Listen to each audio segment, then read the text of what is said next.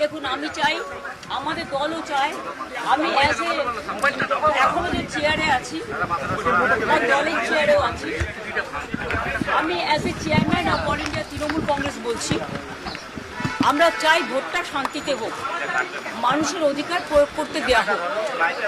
কিন্তু বিশেষ করে কতগুলো অবজারভার নিয়ে আসা হয়েছে বিভিন্ন জায়গা থেকে, এবং অনেক পুলিশ অফিসার নিয়ে আসা হয়েছে যারা বাংলাকে বোঝে না।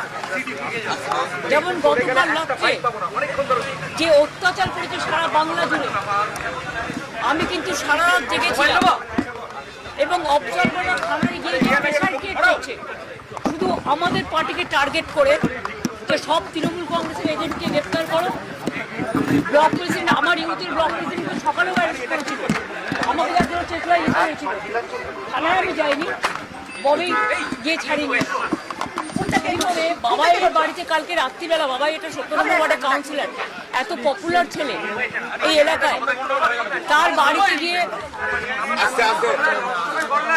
বাড়িতে গিয়ে রাত্রি 2টোর সময় CRPF force, without state police, without local police, they attack his house.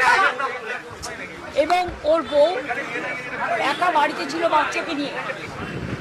ওর বউ যখন বলেছে বাবাই বাড়িতে নেই, সত্যিই ছিল না, পার্টির কাজে অন্য জায়গায় ছিল, তখন ওদের বাড়িতে লাঠি চাঠি মেরে ওর ফোন কেড়ে নিয়ে বলেছে যেন বাবাই যেন কোনো কাজ না করে।